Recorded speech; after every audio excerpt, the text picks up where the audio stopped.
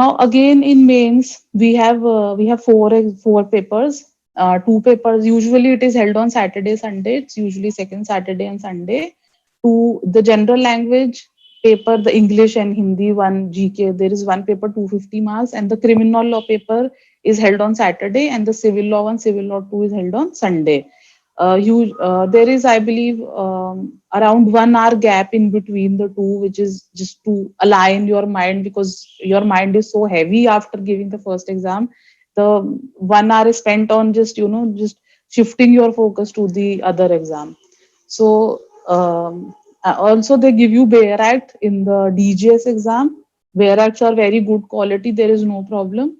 And but the questions are framed in such a manner you will very, occasionally only you will require the help of those Bayer Acts. You will not even get the time to open many Bayer Acts also. And they also give you time to read the question paper. I think 15 marks time, 15 minutes time is given in each exam to read it. So that is a very crucial time.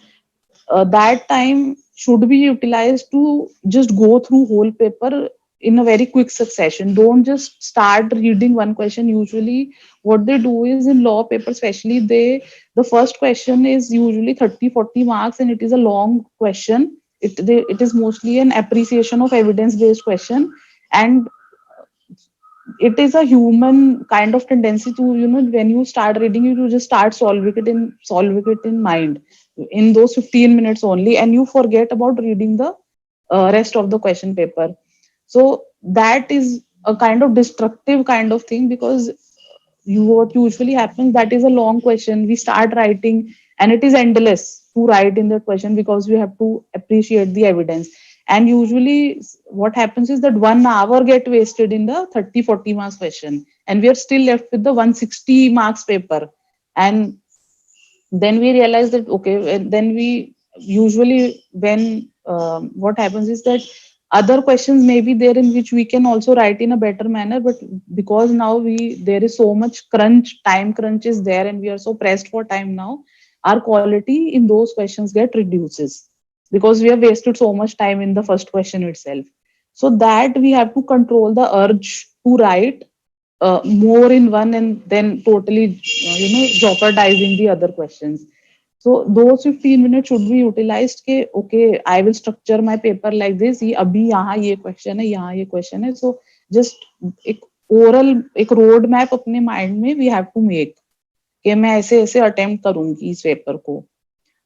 Usually when you appear first attempt, so it is like a practice exam only. But when you appear in one exam, you are usually prepared के ऐसे आएगा DGS exam का mains और ऐसे करके करेंगे.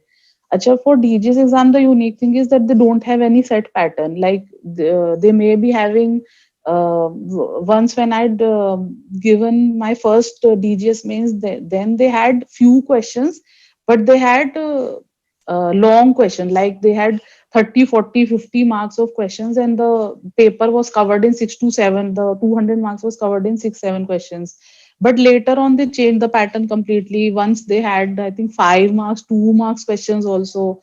So every year they keep on changing. There is no fixed way of how they are going to give the marking to the question. It can be any way.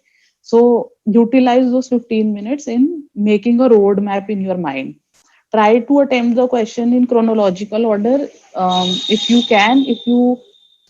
If you are not comfortable, or you are just strategized in a different manner, then also it's fine. Just mention the question number in boldly, like there should not be any confusion which question you are referring to.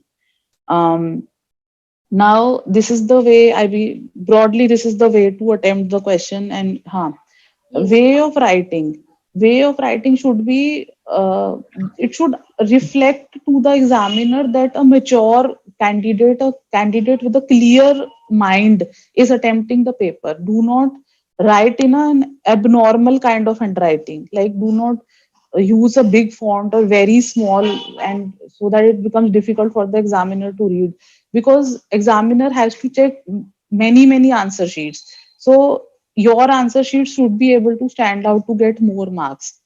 So just write in a normal font and leave lines, because that represents a clarity of mind. That is also very important. So it should reflect to the examiner that the candidate was very clear when he was attempting the paper.